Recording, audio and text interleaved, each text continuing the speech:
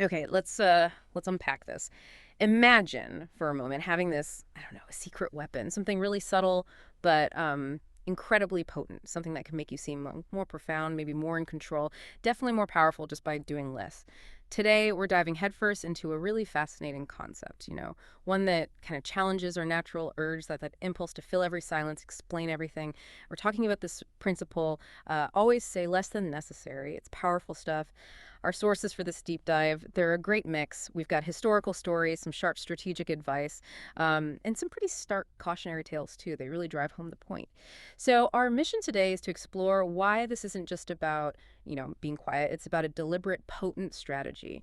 What are the hidden costs of just talking too much, the vulnerabilities we create, and what could we actually gain by strategically holding back? It's what's really fascinating here, I think, is just how deep that need runs in us. We need to explain ourselves or to impress people just by talking all the time. We live in a world that's constantly pushing communication, right? Share this, post that, always have an opinion ready.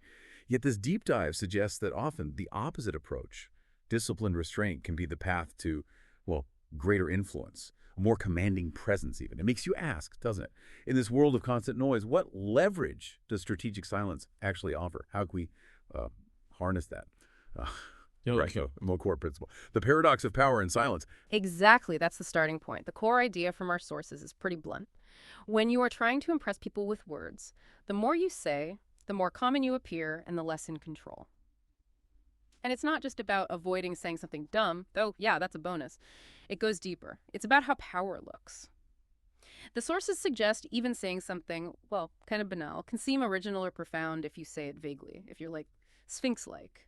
Like, Got it. powerful people, they get this. They say less. Why? Because the more you talk, the higher the chance you'll say something foolish, something that undermines you. It's self-preservation almost. And if you connect that to human psychology, it makes perfect sense. People are wired to interpret, right? To fill in the gaps. We hate a vacuum. So when you deliberately say less, you create this intellectual vacuum, and others feel compelled to fill it. They project their own ideas, their assumptions, maybe their fears onto your silence. They might think you're being incredibly deep or strategic, even if you're not. It's a subtle kind of influence, and it links to perceived control, too. Talking nonstop can actually signal insecurity, like you need to justify yourself. Saying less, though, fewer chosen words, that suggests confidence, self-assurance, like you don't need to prove anything with a flood of words, and that's powerful. That's a really key difference, isn't it? Being quiet versus strategically silent. It makes me think how much we give away when we nervously ramble on. But how do you actually, use that intellectual vacuum you mentioned? Is it specific words or just timing? It's both, I think. And it's also about watching, really listening. Strategic silence isn't just about not talking. It's how you frame the little you do say. A vague comment invites them to interpret. A pause after they ask a question. They'll often rush to fill it. And that's when you learn things. People reveal their assumptions, their worries, just trying to figure you out when you give them so little. You just need to be the quiet observer in that moment. Okay, to really drive this home, let's get into a great story, a classic anecdote, actually. It involves the screenwriter Michael Arlen back in 1944 New York. Arlen he was down on his luck, feeling pretty sorry for himself. He goes into the famous 21 restaurant, and who does he bump into in the lobby? Sam Goldwyn, the studio head. Legendarily eccentric, right? Goldwyn gives him some, let's just say, impractical advice, tells him to buy racehorses. Funny, but not helpful. Sets the scene, though. But then, story gets better. Arlen runs into another giant Louis B. Mayer, MGM boss, an old acquaintance. Mayer asks, what are your plans? Standard question. Now, Arlen's reply here, masterful, pure strategy. He doesn't complain, doesn't reveal he's broke. He starts evasively. I'm just talking to Sam Goldwyn. And Mayer, knowing Goldwyn, immediately jumps in, interrupts him. How much did he offer you? He assumes Goldwyn made an offer, right? And here's Arlen's killer line. So simple, so powerful, he just says, not enough. That's it. Just not enough. The brevity, the vagueness, it implies this huge offer from Goldwyn that wasn't even good enough for Arlen. Mayer, instantly intrigued, probably thinking about rival studios, maybe a bidding war. He doesn't mess around. He throws out a number. Would you take $15,000 for 30 weeks? And Arlen, having played it perfectly, gotten a great offer without revealing anything. He just says immediately, yes, boom, done. It's a perfect illustration, isn't it? That little story really shows how saying less than necessary translates directly into, well, cash in this case. Tangible value. Arlen's evasiveness, that brilliant, not enough, and did so much at once, prevented him saying something desperate, sure. But crucially, it created that information vacuum we talked about. Mayer had to fill it. And he filled it by assuming Goldwyn's offer was massive. His own competitiveness, his assumptions forced him to make a strong, high offer. Arlen, by saying almost nothing, completely flipped the power dynamic, put Mayer on the back foot. Mayer ended up negotiating against himself, basically, against a phantom offer, all because Arlen kept his mouth shut and let Mayer's imagination do the work. It's a textbook negotiation using silence. So, okay, for you listening, what's the takeaway here? Beyond old Hollywood deals, it's about creating leverage, isn't it? Making people wonder, making them curious, and then letting them fill in the blanks, often in a way that benefits you. It's about letting silence shape perception, your value, your position. Powerful stuff. 2, the perils of verbosity, the downfall of Coriolanus. All right, but here's where it gets really interesting. We need to look at the flip side. What happens when you ignore this law, when you just talk too much? And for that, we have the cautionary tale of Gnaeus Marcius, better known as Coriolanus, ancient Rome, military hero. This guy was a legend in the early 5th century BC, won battles, saved Rome, all that. But here's the thing. He spent most of his life fighting. So few people in Rome actually knew him personally. This distance, this lack of familiarity, it actually helped him, made him seem mythical, larger than life. Exactly. Before he got into politics, Coriolanus had this almost untouchable aura. His military record spoke for itself, loudly, didn't need his commentary. And his silence about his personal life, his personality, let people project their ideals onto him. Awe, legends, you name it. He wasn't just a man, he was a symbol. Roman strength personified, untainted by, everyday flaws or petty politics. He was an ideal, and that mystique, that was the bedrock of his power. Untested power, as it turned out. So 454 BC, Coriolanus decides, right, time to cash in this reputation. Runs for a consul, the top job. Traditionally, candidates give a public speech. Coriolanus comes out, and first thing he does, shows everyone his battle scars, dozens of them. 17 years of fighting for Rome, and the impact. Wow. Sources say people didn't even really hear his speech. The scars alone moved them to tears. His election looked like a sure thing. The silent hero was going to win.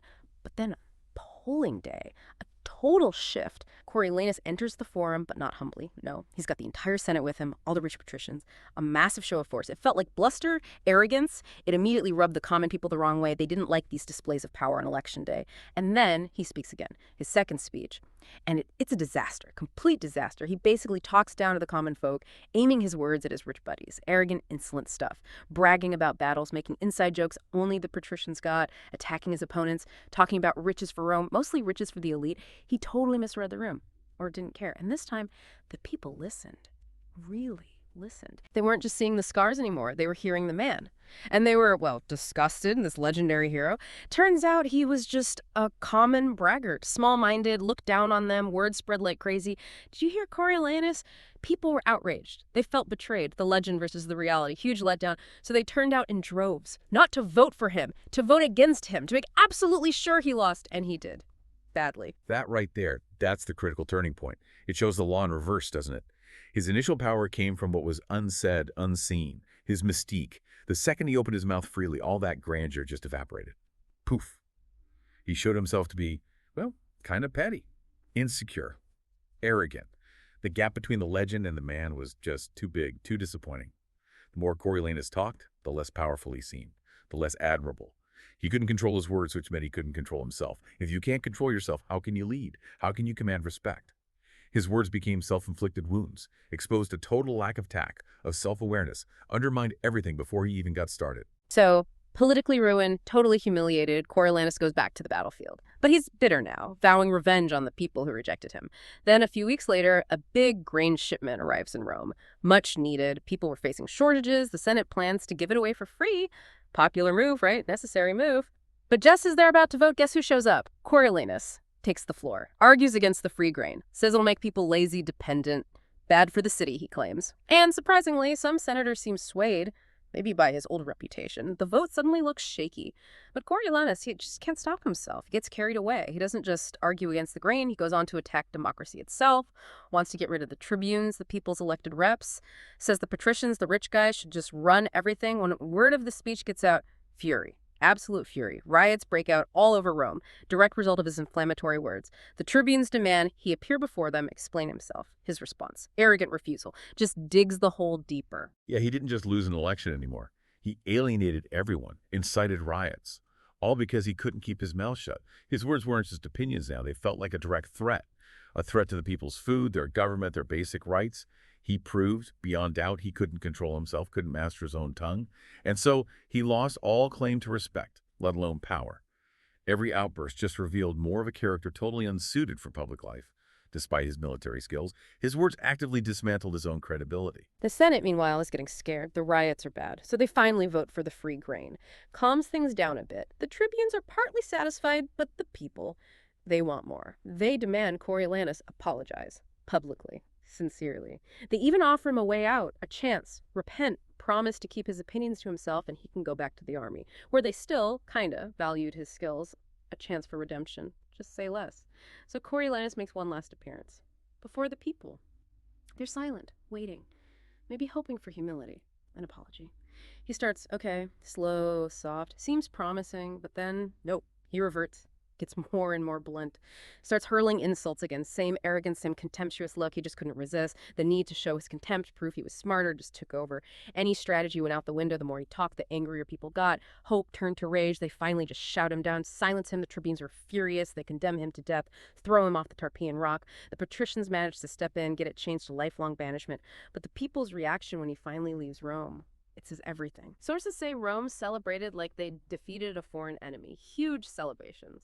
Coriolanus, through his words alone, had become their biggest enemy. His exile was their victory. It's just so stark, isn't it? The interpretation is unavoidable. The more Coriolanus said, the less powerful he became. He literally talked himself out of power, out of respect, out of Rome itself. That initial aura, built on achievements and crucially on what people didn't know about him, just dissolved under his endless, uncontrolled talking. His tongue really was, as the sources say, a beast he couldn't master, caused his own downfall. It hammers home that idea. Real power doesn't belong to those who just spill their treasure of words carelessly. It belongs to those who guard it. Leonardo da Vinci had that great analogy, the oyster one. Oysters open completely when the moon is full, and when the crab sees one, it throws a piece of stone or seaweed into it, and the oyster cannot close again, so that it serves the crab for meat. Such is the fate of him who opens his mouth too much and thereby puts himself at the mercy of the listener. It makes you think, doesn't it? How often do we open ourselves up like that? Put ourselves at the mercy of the crabs by just oversharing. Wow, that Da Vinci quote, it really hits home. That vulnerability we create, it makes you reconsider all that advice about being authentic and speaking your truth, you know? There's a strategic cost sometimes. This is definitely a balance. It absolutely is. Yeah. And authenticity doesn't have to mean zero filter, does it? Maybe real authenticity includes knowing the impact of your words, choosing when and how to share your truth, not just letting it all spill out. It's about intent, not just raw expression. The art of taciturnity. Louis XIV's mastery of silence. Okay, so let's contrast Coriolanus's verbal self-destruction with someone who perfected the art of silence. Louis XIV, the Sun King. Now, here was a leader who truly got it, understood the power, the sheer leverage in saying less than necessary. His court at Versailles, it wasn't just a palace. It was this complex, high-stakes political arena. Nobles, ministers constantly debating, plotting, forming alliances, breaking them all day, all night. And it all led up to this one critical moment. After days, maybe weeks of arguing, two chosen reps would finally get to present the different sides of an issue directly to Louis. He would then decide.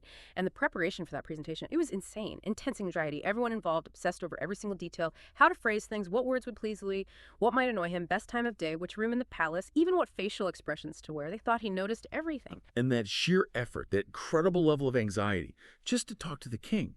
It tells you everything about the power he projected largely through his communication style, or lack thereof. Everyone was constantly on edge, trying to decode him, figure out his angle, his preference, which he deliberately kept hidden behind this wall of inscrutability. It created this environment where his silence wasn't just silence. It was an active force. It made them work harder, speculate, second-guess themselves, and in doing so, they revealed their positions, their biases, their fears, all while he just watched. What an environment to cultivate. So, after all this agonizing prep, the moment arrives. The two guys approach Louis. Super delicate, tense situation. They lay out their arguments. Detailed, thorough. And Louis, he just listens. Total silence. With this famously enigmatic look on his face, gave nothing away, zero clues. After they finish, anxiously waiting for his verdict, his opinion, he gives his standard reply. So short, so non-committal. I shall see. That was it. Je verrai. Then he'd just walk away. And here's the really amazing part, the proof of his mastery. His ministers, they'd never hear another word on the subject from the king, ever. No follow-up chats, no debates, no explanation of his thinking. They'd just see the result later. Days, weeks later, a quiet decree, a sudden action. He'd decided. He'd acted. He never bothered to consult them on the matter again. Saint-Simon, the court memoirist, nailed it. Said Louis kept the most impenetrable secrecy about affairs of state. It wasn't just discretion, it was calculated power. And what's really fascinating as you dig into it is that Louis wasn't always like this. As a young man, apparently, he was quite eloquent, liked talking, liked hearing himself talk even. So this later silence, this taciturnity, it was learned, self-imposed, a deliberate act, a mask he wore. Why? Because nobody knew where he stood. Nobody could predict him, which meant nobody could manipulate him by telling him what they thought he wanted to hear. Because nobody knew. And while they talked and talked, trying to persuade the silent king, they were the ones revealing everything. Their motives, weaknesses, intentions, information he definitely used later to great effect, as the sources say. It fits with his famous quote, right? L'État, c'est moi. I am the state. So concise, so absolute. And Cardinal de Retz said, it is even more damaging for a minister to say foolish things than to do them. Louis embodied that. His silence kept everyone terrified, really, under his thumb, as they say. It was fundamental to his power. Saint-Simon again. No one knew as well as he how to sell his words, his smile, even his glances. His majesty was enhanced by the sparseness of his words. His silence made everything else he did say or do seem incredibly significant. 5. Keys to power. Unpacking the mechanisms of silence. Okay, so we've seen the extremes. Kings, Roman generals. But what does this mean for, us in everyday life? Our sources pull out several key takeaways, these keys to power that come from mastering this law. And they apply almost anywhere. Yeah, the first big one is simply the appearance of power. Power is so often about perception, isn't it? A game of appearances. When you say less, when you're deliberately restrained, you seem greater, more formidable, more powerful than you might actually be. Your silence makes other people uncomfortable. We talked about that vacuum. Humans need to interpret, need to know what you're thinking. When you control what you reveal, keep them guessing, they can't easily figure out your intentions, your meaning. That mystery, that ambiguity, it doesn't weaken you. It gives you this aura of wisdom, control, maybe even something a bit intimidating. That's a huge psychological edge. It's not just about you. It's about the effect you have on them. And that discomfort, you can actually use it, right? Absolutely. It's like a kind of mental leverage. Your short answers, your silences, they put other people on the defensive. Faced with that lack of information from you, they often start talking nervously, filling the void, with comments, explanations, justifications. And bingo. They start revealing valuable stuff about themselves, their assumptions, weak spots, fears, what they really want. It's like free intelligence gathering. They might leave the conversation feeling a bit unsettled, like they couldn't pin you down. And they'll often go away thinking about every little word you did say, trying to decode it. That focus on your sparse words just adds to your perceived power. You live rent-free in their head for a bit. It's an incredible tactic, turning their anxiety into your advantage. And like we said, this isn't just for rulers or negotiators. It pops up everywhere, even in art. Think about Andy Warhol. He had this realization early on, said it was basically impossible to get people to do what you wanted just by talking at them. He noticed they'd often just push back, turn against you, subvert your wishes out of sheer perversity, he said. It's like people resist being told what to do directly. He famously told a friend, I learned that you actually have more power when you shut up. Classic Warhol. And he really ran with that, didn't he? Later in life, his whole public persona was about enigma. His interviews, they were like performance art. Oracular speech, they called it. He'd say these vague, ambiguous things, sometimes contradictory, let interviewers tie themselves in knots trying to find deep meaning where maybe there wasn't any. He rarely explained his art directly, just let others interpret it, debate it, assign meaning to it. And he apparently learned this, or part of it, from Marcel Duchamp. Another master of enigma, Duchamp realized. The less he said about his work, the more people talked about it. And the more they talked, the more valuable it became. That really underlines a key point, doesn't it? Silence isn't just passive withholding, it's active. It provokes engagement from others, interpretation. It creates this space where other people invest their own thoughts, their own meaning, their own intellect into you or your work. And that investment, that process of them trying to figure it out, that's incredibly valuable. Whether you're an artist building mystique or a negotiator gaining an edge, you're leveraging their need to understand, letting them build the narrative, often in your favor. It's like handing them a brush and letting them paint the picture you want them to see. Okay, so appearance of power, gathering info, but there's another big benefit, maybe the most practical one. Reducing risk. Absolutely crucial. By consciously saying less, you dramatically cut down the chances of saying something, well, foolish or dangerous, or even fatal, as one story shows. The consequences of just letting words fly can be irreversible. Take the story of Kondraty Ryleyev, leader of the Decembrist uprising in Russia, 1825. New Tsar Nicholas I takes the throne. Rebellion breaks out, liberals wanting reforms. Nicholas crushes it brutally, sentences leaders, including Ryleyev, to death by hanging. So, execution day. Rylev's on the gallows, noose around his neck, trapdoor opens, but incredibly, the rope breaks. He crashes to the ground. Now, back then, that was often seen as like divine intervention, a sign from God, usually meant to pardon.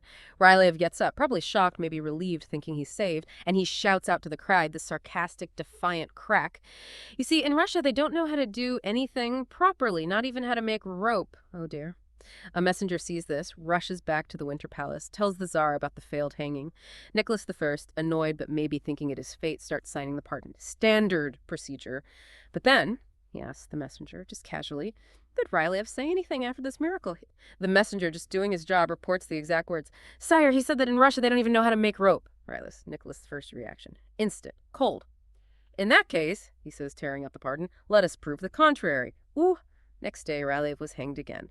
This time you can bet the rope was strong enough it held. It's the chilling story and the starkest reminder.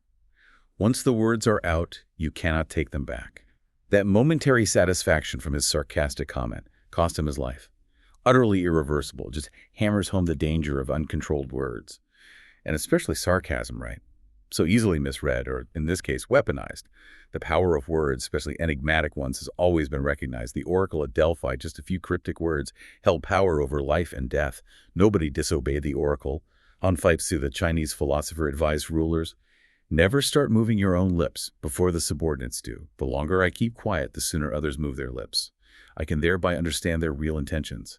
If the sovereign is not mysterious, the ministers will find opportunity to take and take. Same idea. Silence protects you, makes others reveal themselves. Incredible. And it really goes beyond just historical anecdotes, doesn't it? Every word counts, builds a perception. Even a defiant joke can backfire catastrophically. It makes you wonder, though, are there times when this backfires? When silence is actually the wrong move? V, the reversal. When to break the silence? That's a great question, and absolutely crucial, because like any powerful strategy, there's always a reversal, an exception. A time when applying it rigidly is, well, unwise. The sources are clear. This isn't a command to just be silent all the time. That would be foolish too. Sometimes silence can arouse suspicion or insecurity, especially with people above you, like your boss. If they expect an answer or participation, and you give them vague silence, it might not read as powerful or wise. It might read as evasive, disinterested, maybe even incompetent. You might create interpretations you really had not bargained for. So the key question becomes, when does mystery become evasion? When does enigma look like you just don't know what you're doing? You have to read the situation, the expectations. Right. Okay. So there's a line between being strategically silent and just looking uncooperative or clueless. Makes sense. But are there times when actually talking more is the smart play? That feels like the complete opposite of everything we've said. It does feel counterintuitive, yeah. But yes, the sources point to a couple of specific scenarios where strategic verbosity is the way to go. First one, imitating the court jester. Think about it. The jester talks nonstop, entertains, acts the fool. Because nobody takes him seriously as a threat, because he seems harmlessly chatty, he can often say things, sharp truths, criticisms that nobody else could get away with. So you can use talkativeness to deliberately play down your intelligence, seem less threatening, and navigate tricky situations without drawing fire. Being underestimated can be a huge advantage. Huh. A smokescreen of chatter. That's clever. Using perceived foolishness as cover. Okay, what's the other scenario for talking more? The second is using words quite deliberately as a smokescreen for actual deception. But as talking and talking, maybe rambling a bit, you can distract people, mesmerize them almost.